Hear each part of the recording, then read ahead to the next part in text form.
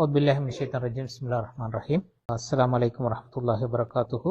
கணவனும் மனைவியும் புரிந்துணர்வுக்கான சில வழிகள். இப்ப கணவன் என்று சொல்கின்ற அந்த பாத்திரம் என்ன, மனைவி என்று சொல்கின்ற அந்த பாத்திரம் என்ன, இந்த ரெண்டு பேருக்கும் இடையில நாங்க அண்டர்ஸ்டாண்டிங்க வளர்க்கிறதாக இருந்தா என்ன வழிமுறைகள் நாங்க கையாளலாம் என்று சொல்றது தான் இந்த தலைப்பினூடாக நாங்க பிரதானமாக பேச போகின்ற விஷயங்கள்.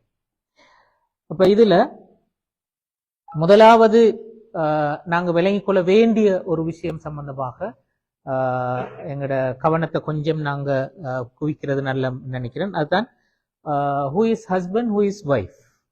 வைஃப் என்று சொல்றது யாரு, ஹஸ்பண்ட் என்று சொல்றது யாரு என்று சொல்ற அந்த கருத்தை நாங்க முதலாவது விளங்கிக் கொள்றது நல்ல. எங்களுக்கு உண்மையிலே தெரியும், எல்லாரும் கணவர்மார் தான், எல்லாரும் மனைவிமார் தான்.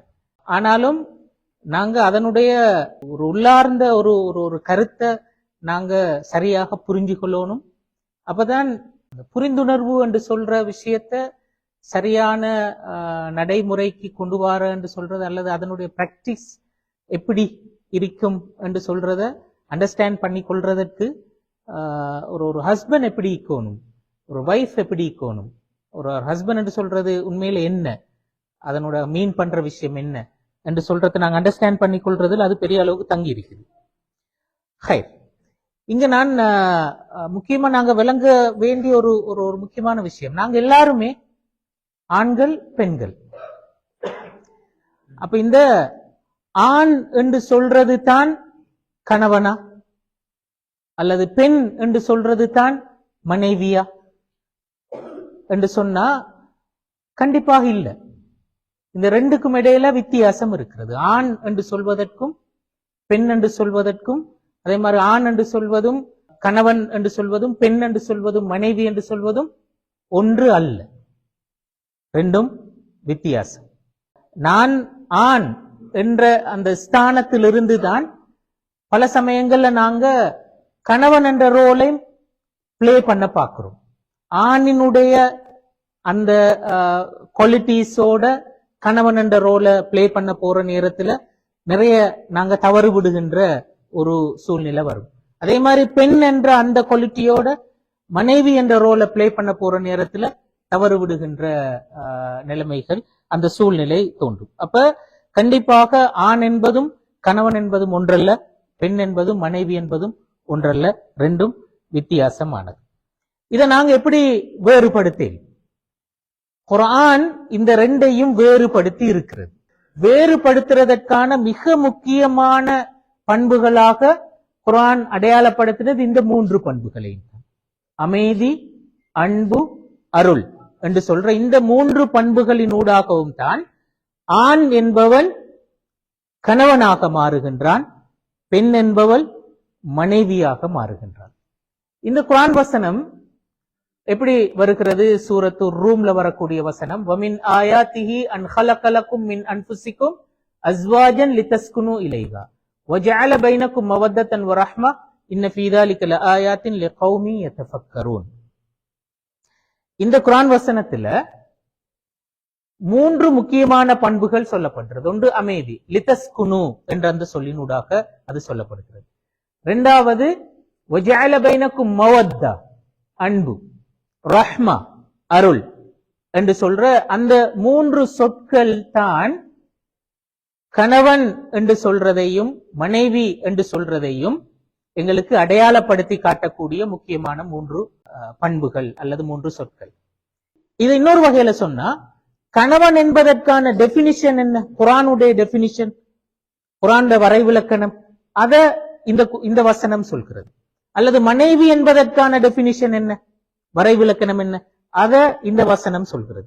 எப்படி அதை குர்ஆன் விளங்கப்படுத்துதுண்டா இந்த வசனத்துல, இந்த வசனம் ஒமின் ஆயாத்திஹி அன் ஹலகலக்கும் மின் அன்ஃபுசிக்கும் அஸ்வாஜ் என்ற அந்த சொல்லத்தான் பயன்படுத்துகிறது. ஜௌஜ் என்று சொல்றது நேரடியான மொழி கருத்து சோடி என்ற அந்த கருத்து.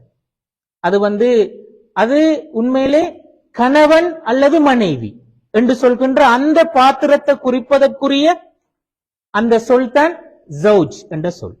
அப்ப அந்த ஆண், தக்கர், உன்சா என்ற அந்த சொற்களை குர்ஆன் பயன்படுத்தல. அது ஆண் என்ற பாத்திரத்தை பேசுகின்ற நேரத்துல குர்ஆன் பல இடங்கள்ல தக்கர் என்ற சொல்ல பயன்படுத்தி இருக்கிறது. பெண் என்ற பாத்திரத்தை குறிக்கிற அந்த அந்த கருத்தை விளங்கப்படுத்த வந்த நேரங்கள்ல உன்சா என்று சொல்ற அந்த சொல்ல குர்ஆன் பயன்படுத்தி இருக்கிறது. குர்ஆன் அஸ்வாஜ் அல்லது ஜௌஜ் என்ற சொல்ல பயன்படுத்தின இடங்களில் எல்லாம் அது கணவன், மனைவி என்று சொல்கின்ற அந்த பாத்திரத்தை குறிக்கத்தான் அந்த சொல் பயன்படுத்தப்பட்டிருக்கிறது. இங்க இந்த வசனம் சொல்லும் என்றால் அல்லாஹு தாலாவினுடைய அத்தாட்சி அல்லது அல்லாஹ்வுடைய அற்புதமான விஷயங்கள்ல ஒன்று, அவன் உங்களிலிருந்தே உங்களுக்குரிய சோடியை படைத்திருக்கின்றான். அதாவது கணவன் மனைவி என்று சொல்கின்ற அந்த விஷயம், அதனுடைய அந்த படைப்பு பின்புலத்தை சொல்லிட்டு அதற்குரிய அந்த நோக்கம் என்ன, ஏன் என்று சொல்ற நேரத்துலதான் லிதஸ்குனு இலைஹா வஜஅல பைனக்கும் மவத்தன் வரஹ்மா என்று சொன்ன. அப்ப இந்த குர்ஆன் வசனம் உண்மையிலே சாதாரணமான ஆணினுடைய குவாலிட்டி என்னன்றத பத்தியோ அல்லது பெண்ணினுடைய குவாலிட்டி என்னன்றத பத்தியோ பேசல. அல்லாஹு தஆலா அந்த அந்த நிலைமையை விட்டும் கொஞ்சம் மேல் எழுந்து ஒரு கணவனுடைய குவாலிட்டி என்ன, மனைவியுடைய குவாலிட்டி என்ன என்று சொல்கின்ற அந்த கருத்தை தான் இந்த வசனத்துல சொன்னதை நாங்க காணலாம். அப்ப இந்த 3 பண்புகளும் தான் நாங்க ஆண் என்ற இடத்திலிருந்து கணவன் என்ற இடத்தை நோக்கி போற நேரத்துல எங்கள பிரதிபலிக்க வேண்டிய விஷயங்கள், அல்லது பெண் என்ற இடத்திலிருந்து மனைவி என்ற இடத்தை நோக்கி போற நேரத்துல எங்கள பிரதிபலிக்க வேண்டிய விஷயங்கள். அப்ப இதுல நாங்க விளங்குறோம் என்றால் இந்த 3 பண்புகளும் இருக்கின்ற நேரத்துல தான் அவன் கணவன், அதே மாதிரி அவள் மனைவி. இந்த 3 பண்புகளும் இல்லைன்னு வைங்களே, இந்த 3 பண்புகளும் பிரதிபலிக்கலண்டா அவன் சாதாரணமான ஒரு ஆண் மாத்திரம் தான், அவள் சாதாரணமாக ஒரு பெண் மட்டும். அப்ப எப்ப நாங்க ஆண் என்ற நிலைமையிலிருந்து கணவன் என்ற இடத்துக்கு போறோம் என்று சொல்றா, நாங்க எங்கள்கிட்ட அந்த அமைதி, நிதானம் என்று சொல்கின்ற அந்த பண்பு, அன்பு என்று சொல்கின்ற அந்த பண்பு, அருள் என்று சொல்கின்ற அந்த பண்பு அது பிரதிபலிக்க வேண்டும். இப்ப இதுல அந்த மவத்தா ரஹ்மா என்று சொல்ற இந்த 2 சொற்களையும் வேறுபடுத்துகின்ற நேரத்துல அத பல கண்ணோட்டங்கள்ல இமாம்கள் வேறுபடுத்தி இருக்கிறார்கள். ஆனாலும் அதுல மிச்சம் அந்த ஒரு அழகான ஒரு கண்ணோட்டம் என்னன்னா அன்பு, மவத்தா என்ற சொல். மவத்தா என்ற சொல் உண்மையிலே அதுக்கு அன்பு என்று சொல்றதை விட நாங்க எங்கட பாசையில இரக்கம் என்று சொல்றோமே, அந்த இரக்கம் என்ற கருத்து தான் அதுக்கு மிச்சம் அந்த க்ளோஸ் ஆன ஒரு மிச்ச நெருக்கமான டிரான்ஸ்லேஷனாக எங்களுக்கு சொல்லி. இப்ப இந்த கீழ்நிலையில் இருக்கின்ற ஒருத்தர் மீது காட்டுகின்ற அன்பு, அதுதான் ரஹ்மா என்று சொல்றது. அந்த ரஹ்மா இருக்கிற நேரத்துல நாங்க அதனுடைய பிரதிபலிப்புல நாங்க எப்படி அந்த அந்த அதுல வெளிப்பாடு எப்படி இருக்கும், நாங்க உண்மையிலே அதாவது மன்னிக்கிற இயல்பு எங்கள்கிட்ட இருக்கும். தவறு செஞ்சாலும் நாங்க அதை மன்னிச்சு ஏற்றுக்கொள்வோம், குறைபாடுகளையும் நாங்க அதை விட்டு கொடுப்போம், குறைபாடு இருந்தாலும் பரவாயில்ல நாங்க ஏற்றுக்கொள்வோம். அப்ப தவறுகளை மன்னிக்கிற, குறைபாடுகள் அங்கீகரிக்கின்ற அப்படி ஒரு பரந்த மனப்பான்மை என்று சொல்றது தான் உண்மையிலே இந்த அருள் என்று சொல்றது. அப்ப கணவன் மனைவி என்று சொல்ற அந்த பாத்திரத்துல நான் ஒரு கணவனாக இருக்கின்றேன் என்று சொன்னால் அந்த நிதானம், அந்த அமைதி என்று சொல்ற விஷயம் இருக்கணும், இந்த போட்டித்தன்மையுடன் கூடிய அந்த அன்பு பரிமாற்றம் இருக்கணும். அதே மாதிரி அந்த மேல்நிலையிலிருந்து ஒரு ஒரு ஒரு குறைபாடுகளையும் அங்கீகரிக்கின்ற, விட்டு கொடுக்கின்ற, தவறுகளையும் ஏற்றுக்கொள்கின்ற அந்த அன்பும் காணப்படும். அப்ப இந்த பண்புகள் பிரதிபலித்தாத்தான் அவரு கணவன். இப்ப சாதாரணமாக ஒரு ஆணாக இருப்பதற்கு, பெண்ணாக இருப்பதற்கு இது தேவையில்லைங்க. நான் ஒரு சாதாரணமா ஒரு ஆணாக இருக்கிற நேரத்துல இந்த 3 பண்பும் இல்லாவிட்டாலும் நான் ஒரு சொசைட்டியில ஒரு ஆணாக நான் வாழேன், அதுல எந்த பிரச்சனையும் இல்லை. ஆனா நான் கணவனாக வாழ்வதற்கு எனக்கு இது தேவை, மனைவியாக வாழ்வதற்கு எனக்கு இது தேவை. அதான் இங்க நாங்க சொல்ற ஆக முக்கியமான விஷயம். அப்ப அதை இன்னொரு வகையில சொன்னா உண்மையிலே இந்த கணவன் மனைவி என்று சொல்கின்ற இந்த பாத்திரம் உண்மையிலே இது ஒரு ஹையர் குவாலிட்டி. மனிதன் என்று சொல்கின்ற இந்த இதுல ஆண் என்ற அந்த குவாலிட்டியை விடவும் கணவன் என்றது ஒரு உயர்ந்த தரம். அது பெண் என்பதை விடவும் மனைவி என்பது ஒரு உயர்ந்த தரம். அது அப்படி வேறுபடுத்தித்தான் அதை இஸ்லாம் எங்களுக்கு அடையாளப்படுத்தி இருக்கிறது. ஏனென்றா ஆணாக இருப்பதற்கு எங்களுக்கு இது தேவை, அல்லது பெண்ணாக இருப்பதற்கு எங்களுக்கு தேவை. ஆனா கணவனாக இருப்பதற்கு இது எங்களுக்கு தேவை, மனைவியாக இருப்பதற்கு இது எங்களுக்கு தேவை என்று நாங்க சொல்றோம். இப்படி இதை ஒரு உயர்ந்த தரமாகவும் ஒரு ஸ்பெஷல் குவாலிட்டியாகவும் குர்ஆன் எங்களுக்கு விளங்கப்படுத்துறதுக்கான காரணம் என்னது? ஏன்னா இது ஒரு ரெஸ்பான்சிபிலிட்டி. அப்ப இந்த ரெஸ்பான்சிபிலிட்டியை நாங்க செய்வதற்கு இந்த குவாலிட்டிஸ் எங்கள்கிட்ட வேணும். அதான் குர்ஆன் சொல்ற விஷயம். அப்ப இந்த கணவன் என்ற பாத்திரம் ஒரு ரெஸ்பான்சிபிலிட்டி, அது ஒரு பொறுப்பு. மனைவி என்ற பாத்திரம் ஒரு பொறுப்பு. அப்ப அந்த பொறுப்பை நாங்க செய்யணும்டா கட்டாயம் இந்த குவாலிட்டிஸ் எங்கள்கிட்ட இருக்கணும். அப்ப நாங்க எந்த ரெஸ்பான்சிபிலிட்டியை சாதாரணமாக எங்களோட சமூக வாழ்க்கையில நாங்க போயிட்டு எந்த ரெஸ்பான்சிபிலிட்டியை செய்யறேன்னு சொன்னாலும் அதுக்கு ஒரு குவாலிபிகேஷன் வேணும் தானே. அதுக்கு சில குவாலிட்டிஸ் எங்கள நாங்க வளர்த்து கொள்ள வேண்டி இருக்கும். அப்படி இல்லாட்டி அந்த ரெஸ்பான்சிபிலிட்டியை செய்ய இயலாது எங்களால.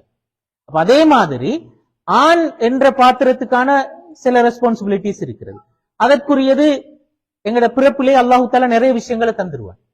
ஆனால் கணவன் என்ற பாத்திரத்தை நாங்க பிரதிபலிக்க போற நேரத்துல அதுக்குரிய குவாலிட்டிஸை நாங்க பெற்றுக்கொண்டால்தான் உண்மையிலே அந்த பாத்திரத்தை நாங்க சரியா செய்யலாம். அதோட ரெஸ்பான்சிபிலிட்டிஸ் வித்தியாசமானது.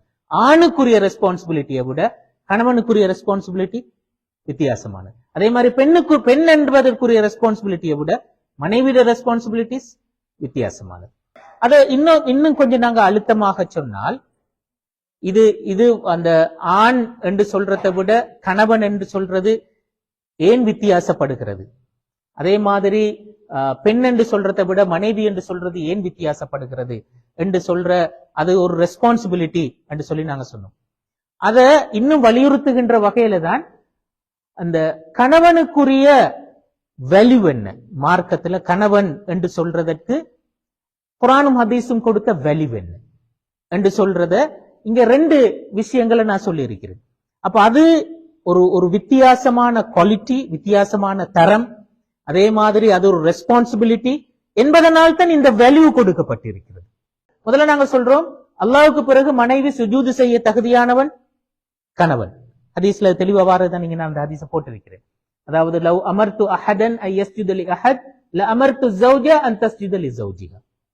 அதாவது இந்த உலகத்துல அல்லாஹ்வை தவிர வேற யாருக்கும் சுஜூது செய்ய வேண்டும் என்று சொல்ற ஒரு சிச்சுவேஷன் இருக்கும் என்று இருந்தால் நான் அதை யாருக்கு செய்யணும் என்று கட்டளையிடுவேன் என்றால் ஒரு மனைவி கணவனுக்கு செய்யணும் என்று சொல்லித்தான் நான் கட்டளையிடுவேன் ரசூலுல்லாஹ் சொன்னார். அப்ப அது காட்டுதுண்டா. ஆனா அப்படி ரசூலுல்லாஹ் சொல்லவும் இல்ல, அது அப்படி எங்களுக்கு அது கடமையாக்கப்படவும் இல்லை. அப்ப அதனூடாக சொல்ல வந்த மெசேஜ் என்ன? கணவனுடைய பெருமானம் ஒரு மனைவியை பொறுத்தவரையில கணவனுடைய பெருமானம் அல்லாஹ்வுக்கு அடுத்தது என்று சொல்றேன். அப்ப அப்படி ஒரு பெருமானம் அந்த வேல்யூ கொடுக்கப்பட்டதற்கான காரணம் என்ன?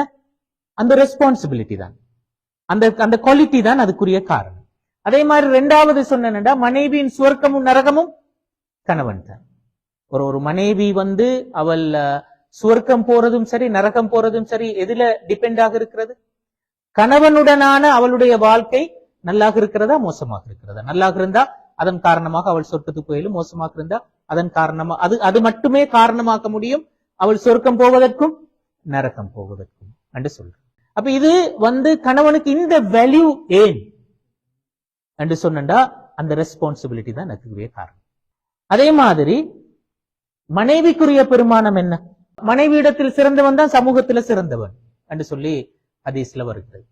அதாவது ஒரு ஆணை பொறுத்தவரையில அவனுக்கு சொசைட்டியில அவன் நல்லவன் என்று சொல்கின்ற அந்த பாத்திரம், அந்த பேர் உண்மையிலே நான் ஒரு ஆணாகத்தானே சொசைட்டியில ஆக்களோட புலங்குவேன்.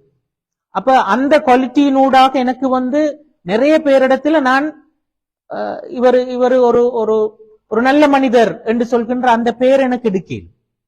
சாதாரணமாக அது நாங்க பெற்றுக்கொள்ள முடியுமான ஒரு விஷயம்.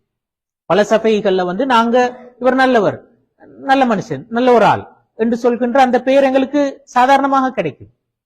ஆனா ரியலாக ஒரு மனைவி தன்னுடைய கணவனுக்கு இவர் நல்லவர் என்று சொல்கின்ற அந்த நற்சான்றிதழ் வழங்குகிறாரா என்று சொல்லியிருந்தா அந்த நற்சான்றிதழ் தான் உண்மையிலே மிகவும் பெருமதியானது. ஏனென்றா சொசைட்டில நாங்க புழங்குகின்ற நேரத்துல என்னுடைய உள்ளையும் புறத்தையும் தெரிஞ்சு கொள்றதற்கு எல்லாராலும் முடியாது உண்மை. ஆனா ஒரு மனைவியால கண்டிப்பாக அது இயலும். உங்களோட பாசிட்டிவ் நெகட்டிவ் நல்லது கெட்டது எல்லாமே தெரியும். உங்களை பத்தி எதுவும் தெரியாது என்று சொல்வதற்கு இல்ல. பல சமயங்கள்ல நீங்க நினைக்கலாம் நான் மனைவி கிட்ட சில விஷயங்களை மறைச்சு எனக்கு தப்பிக்கொள்ள இயலும் அல்லது பொய் சொல்லி எனக்கு தப்பிக்கொள்ள இயலும் என்று சொல்லி நிறைய ஆண்கள் நினைக்கிறபடி. ஆனா ஒரு நாளும் அது சாத்தியம் இல்லை உங்களுக்கு. அந்த விஷயத்துல அல்லாஹு தாலாட படைப்பியல்பிலே பெண்கள் ஷாப்பானவர்கள், அவங்க மிச்சம் கூர்மையானவர்கள். உங்களோட கண்ணை பார்த்தே இவர் உண்மை சொல்றாரா பொய் சொல்றாரான்றதை கண்டுபிடிப்பாங்க. அப்போ உங்களோட அந்த பாடி லாங்குவேஜ் இருக்கிறதுவே, உங்களோட பாடி லாங்குவேஜ் உங்களை காட்டி கொடுத்துரும்.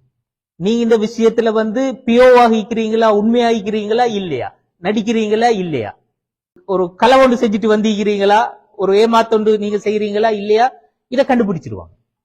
அப்ப அந்த வகையில அதனாலதான் இங்க சொன்னால் ஹைருக்கும் ஹைருக்கும் லி அஹ்லிஹி வ அன ஹைருக்கும் லி அஹ்லி. அப்ப உங்கள சிறந்தவர் யாரு? உங்களோட மனைவியரிடத்துல சிறந்தவர். அதே மாதிரி அப்ப ரசூலுல்லாஹ் சொன்ன நான் ஏண்ட மனைவியரிடத்துல நான் சிறந்தவர். அப்ப ஏண்ட மனைவிமார் எனக்கு அந்த சர்டிபிகேட்டை தந்திக்கிறாங்க. அப்ப உங்களுக்கு அந்த சர்டிபிகேட் கிடைக்குமா? அப்படி இருந்தா தான் நீங்க நல்லவர், இல்லாட்டி நீங்க நல்லவர் அல்ல என்று சொல்ற. அப்ப இப்ப ஹதீஜா ரலியல்லாஹு அன்ஹா அவர்கள் ரசூலுல்லாஹ் பார்த்து ரசூலுல்லாஹ்க்கு அந்த சர்டிபிகேட் கொடுத்திருக்கிறார்.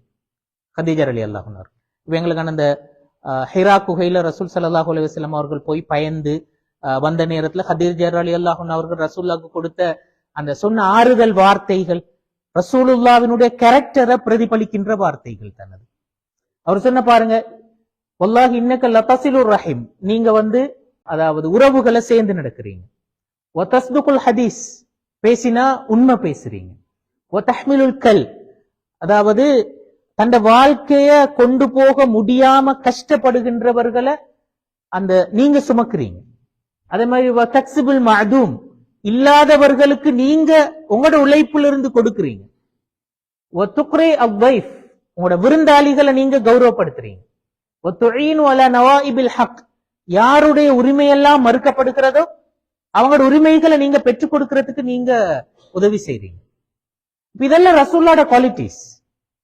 இப்ப ஹதீஜா ரலியல்லாஹு அன்ஹா சொன்னால் வஹி இறங்குற என்று சொல்றது அது உங்களுக்கு நடந்த ஒரு அசம்பாவிதம் அல்ல, உங்களுக்கு நடந்த உங்களை இகழுகின்ற ஒரு விஷயம் உண்டு அல்லது உங்களை கௌரவப்படுத்துற ஒரு விஷயம்.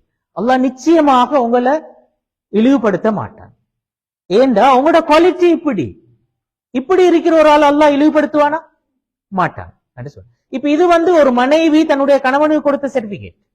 இது மாதிரி ஒரு சர்டிபிகேட் மனைவியிடத்திலிருந்து பெறுதல் என்று சொல்றது மிச்சம் முக்கியம். அப்ப நீங்க நல்லவரா கெட்டவரா என்று சொல்றதுக்கான சரியான அளவுகோல் வைஃப் உங்களுக்கு தர சர்டிபிகேட் தான். அப்ப அந்த வகையில அது வைஃபுக்குரிய வேல்யூ. இஸ்லாம் வைஃபுக்கு கொடுத்த பெருமானம் என்னன்னு சொல்றது விளந்தான். அப்ப அது உண்மையிலே அந்த அந்த அந்த ரெஸ்பான்சிபிலிட்டி, வைஃபினுடைய ரெஸ்பான்சிபிலிட்டி என்று சொல்றதுல இருந்து வரக்கூடிய ஒரு விஷயம்.